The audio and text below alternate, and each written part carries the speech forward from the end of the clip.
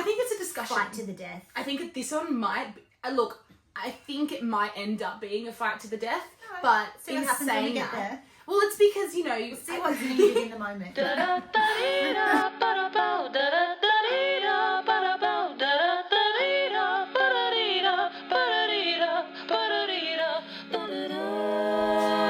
I'm Bria, Hello, I'm Sophia. and this is Doesn't Fall Far, a mother-daughter chat. Sometimes a debrief, sometimes an in-depth discussion. Yeah, what's today? Bria's running the podcast today. It's my turn. So I'm not 100% sure what we're chatting about. What would you call today? What would you classify it as? A debrief, a light-hearted chat, or a I think it's a discussion. fight to the death? I think that this one might be, look. I think it might end up being a fight to the death, but See in what happens when we saying get that, there. well, it's because We'll see what's needed in the moment. The question we are asking today is, what is the best age to be? I've got this whole thing planned out. Whole thing's planned out, so I have a structure. But I mean, I guess I've only got the Bria's last. a list person. A list person that doesn't follow the list, but she likes to have the list there. Correct me if I'm wrong. You know what I mean? When you're a list person, I feel you write everything extremely called out right now. out. You write everything out, everything is planned, but then that plan just goes. You have to plan, you have to list, but then none of that gets adhered to usually. Anyway. I do the list to organize things months out, and then I forget about it. That is very true. That is very true. Very true. So what is on the list What's today? on the list Let's get back to target here. Yes. So I guess the question that I'm asking is, out of the ages that you have been, what was the best age? And we'll break it down into lots of little different things. But starting off, before we talk about each individual aspect, what has been your best age?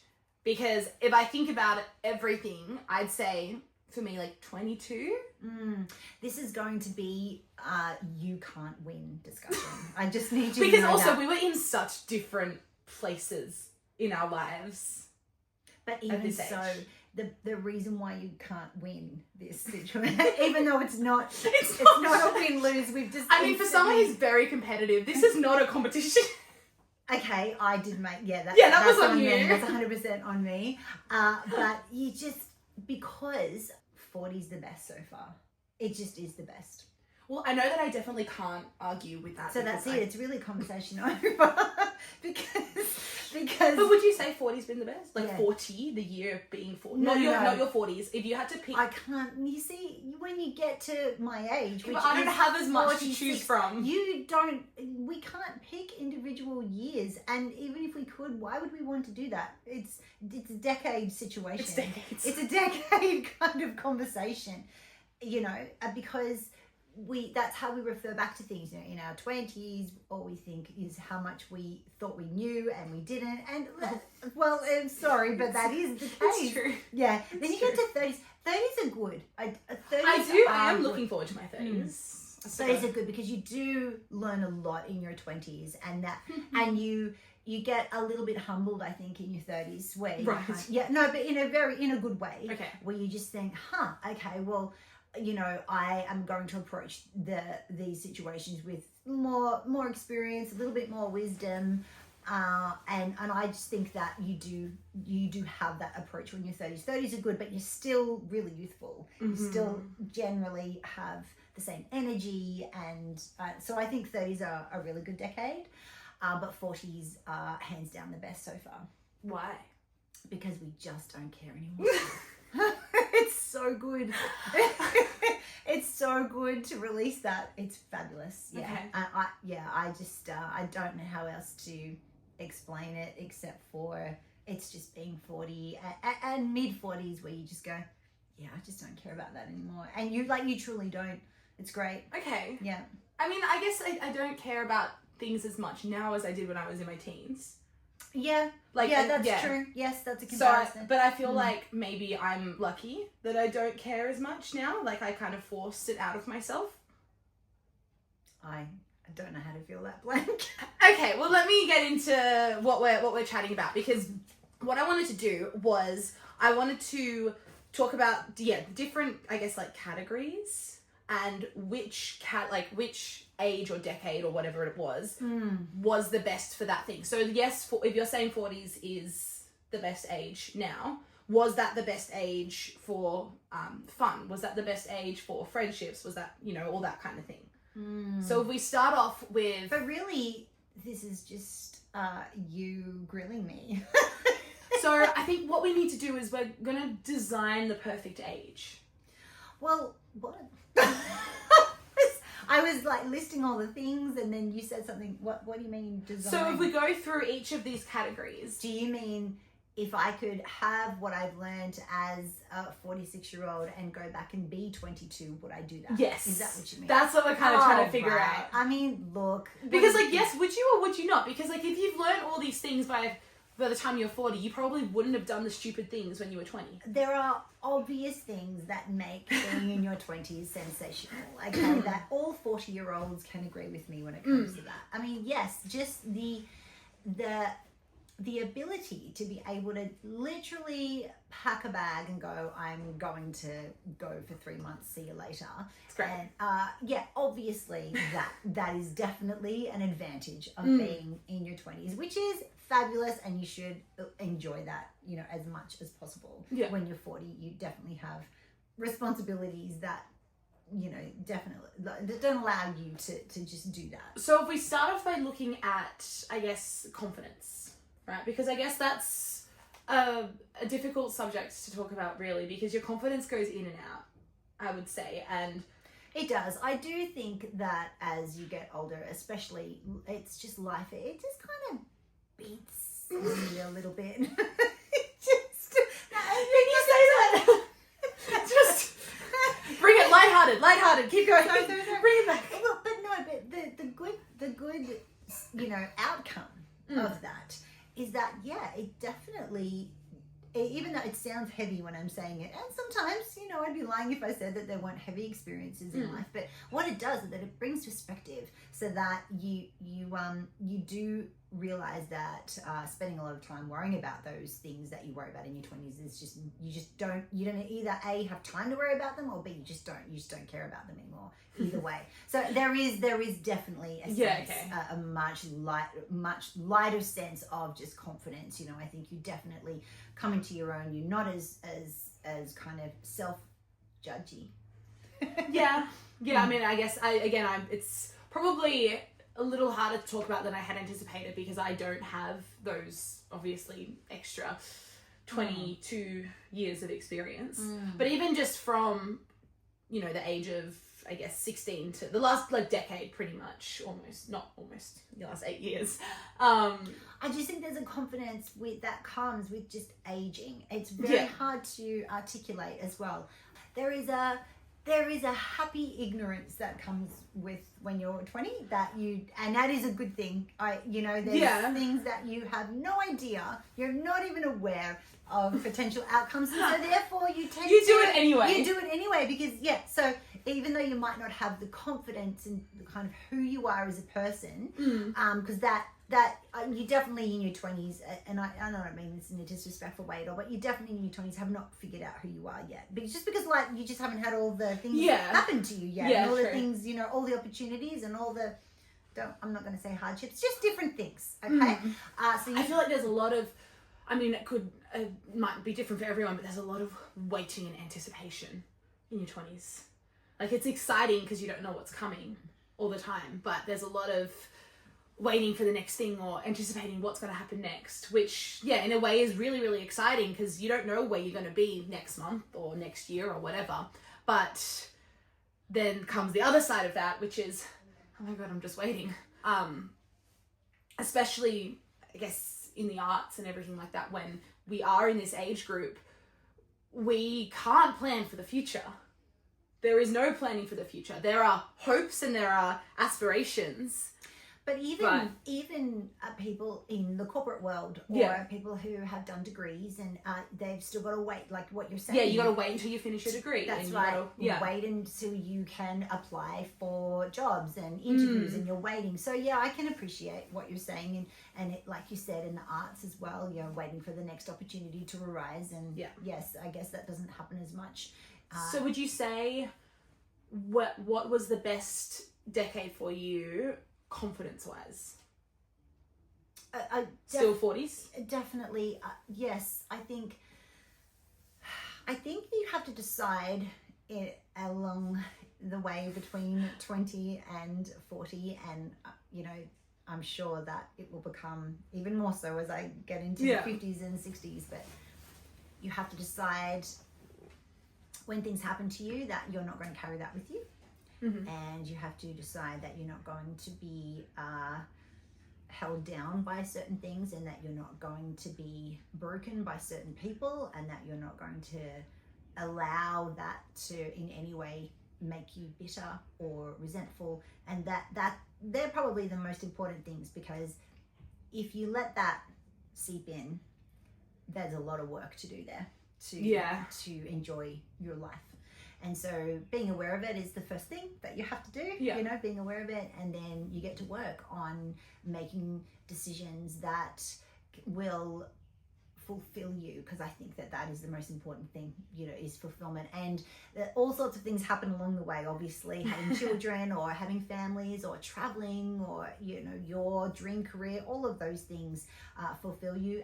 And nothing is easy, and even at 20 that even when in your early 20s that when pursuing something takes hard work. Yes, it does. Yes, relationships, friendships, they take Everything. hard work. So well, I guess that's kind of moving on to the next part. When it comes to relationships, I mean, what's the best age? I mean, you can't really talk about that with relationships, can you? Well, I mean, it's certainly as I've gotten older, I value my friendships, and I always have, but more so now than ever before in my life. Friendships become, but I'm not saying that you can't have that at 20, because you do have that, and But I also find that there's a lot more growing to be done at 20. So quite often, and it happens to everyone, you grow apart, and I guess that can happen at any age, really. It can, and you have to decide that you have to make a proactive effort to be in each other's lives. Definitely. But I've got friendships as well that where I haven't seen people for years, but we contact each other, and if we were to run into each other tomorrow, it would be like nothing's passed. No time's passed. Yes, exactly. But then I also have there's very, very few people who I'm very, very close to, and when you go through things in life, big things in life, you're just bound together with an understanding. It's almost like what we talk about here, our mother-daughter bond. You have that bond as well when you just go through things, and it's like I said, you just have a bond, and I that has come through life and time and experience. Yeah, I think because I guess I've experienced that in quite the opposite way as well. The going through things with friends, and then that's it. Well, and that happens. I guess it depends on the friendship, really. But I think more so at your age that happens. Yeah, okay. Whereas when you actually really go through things once, like when you're older. Well, no, it's more just that your circle of friends in your 40s. Again, I can't speak for 50s, but circle of friends in your 40s are lifelong friends because you're just at a different place in your life, and when you're in your 20s, just like you said, sometimes life. Well, it's just that sometimes life can take you in different directions, and we also know as well, let's call a spade, that friendships can run their course as well. Definitely.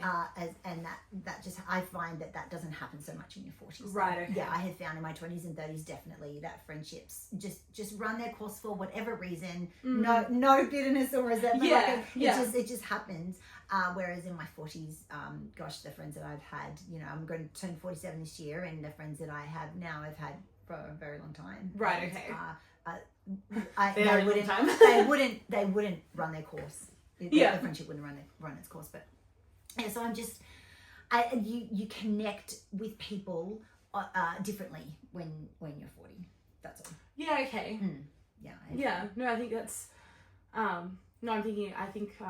But that's not to take away from the friendships that you have when you're 20s, because friendships are very important in your 20s. Very, very. I mean, I've been there for friends when they've needed me, they've been there for me. And Yeah, you have some beautiful friends. And yeah, very, very much so.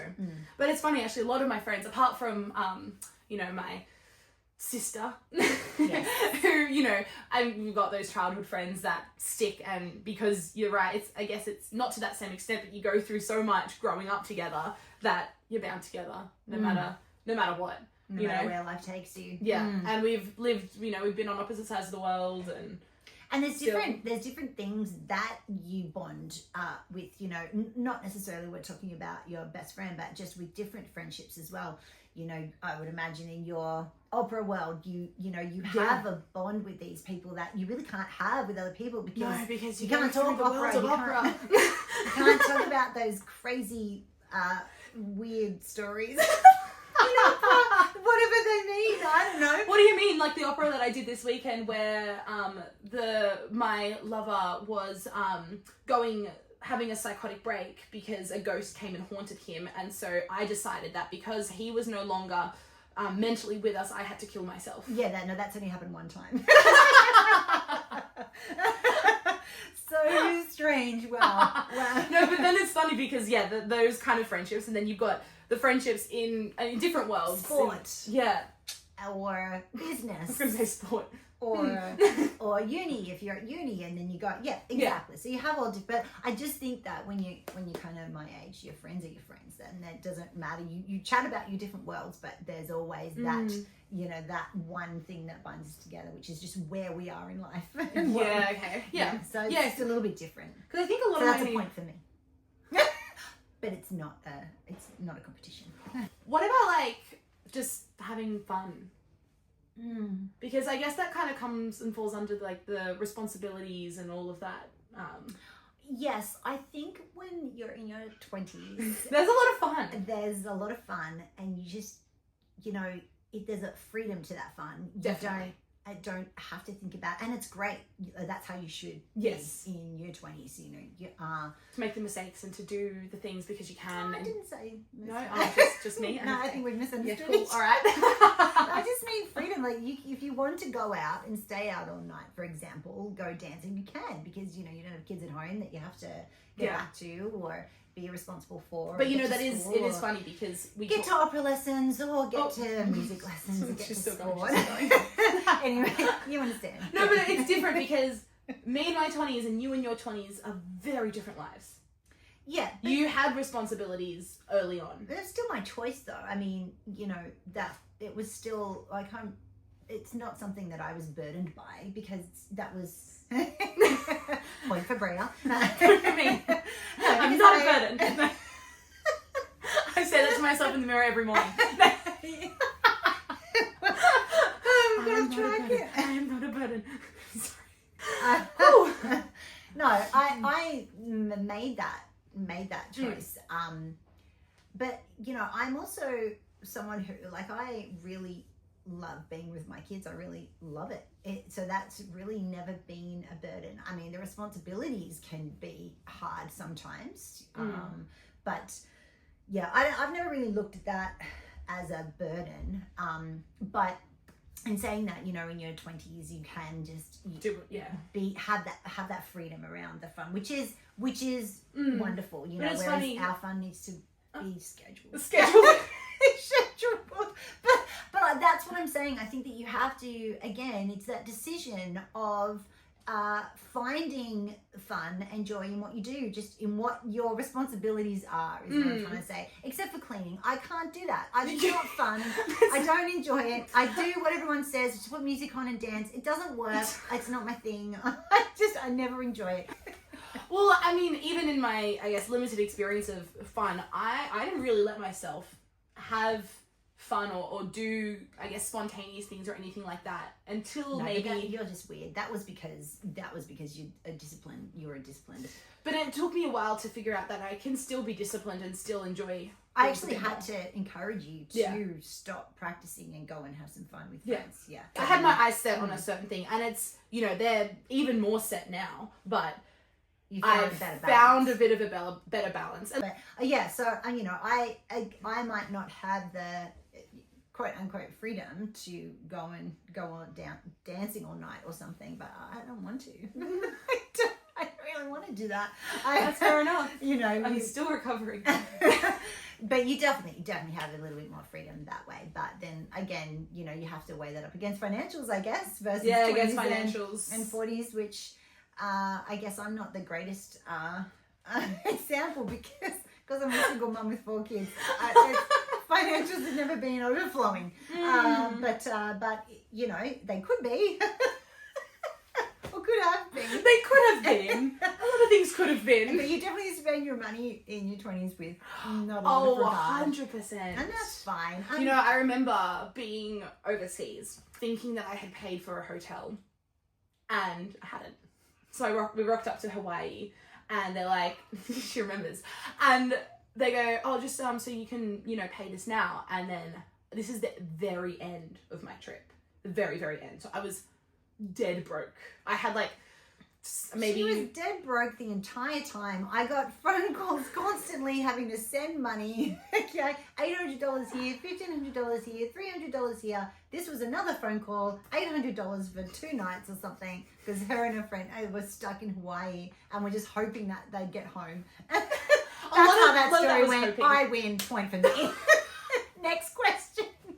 Okay, this is not a good example for you for freedom of money. Actually, exactly. It's a great example of freedom for money. Point for me. I win. Yeah, okay. Damn it. Yeah, really think about this. Yeah, Who okay. wins? Point for me. I mean, I could have just said no and said go down to the youth hostel and paid for $40 a night. Yeah, I might not have made it home. No, Hawaii's pretty safe. We could have done that, and then I did youth hostels. you could have not swum with the turtles, which also was paid for. You could have not done that and just gone to the beach. I'm sorry. Can we Just mute saying. my microphone? So, you know, does that bring it back to me at this point? A little bit. I still got the money. Yeah, that's true. That's because you guilt tripped me. I'm very good at that. Yeah. And people who know me can attest to that. Yeah. It's just, yeah.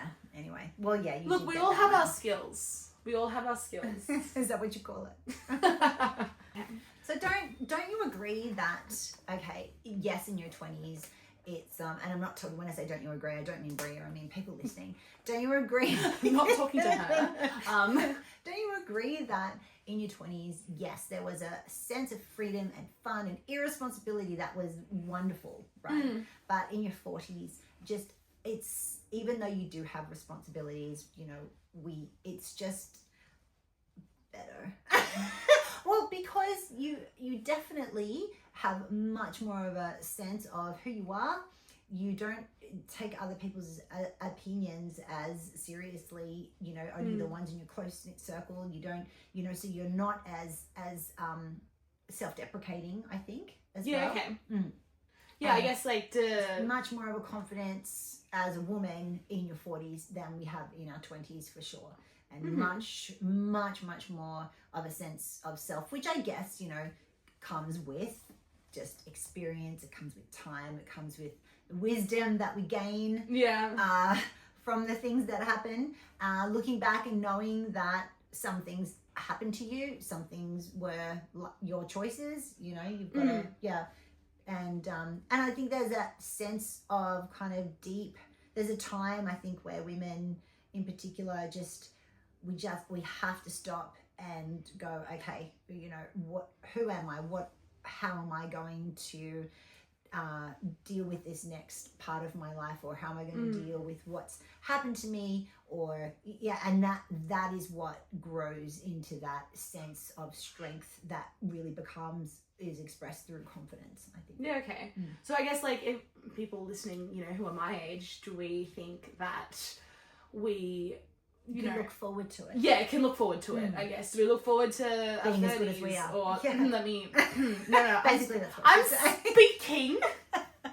Are we looking forward to, you know, the next, like I guess maybe the end of your 20s or early 30s? Because I think, I mean, yeah, okay, 40, yeah, great. But I would say I'm not, maybe I don't know. It's hard to picture where we'll be. Well, you don't want to look ahead and, you know, wish you were there. That's not what No, I'm saying. no. You want to enjoy every phase of your life. Yeah. It's just that 40s are better than 20s. And that's it.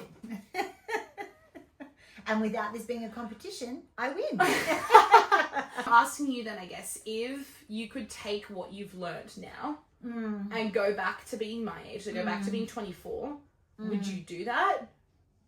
Or would you never, ever, ever think of being 24 ever again?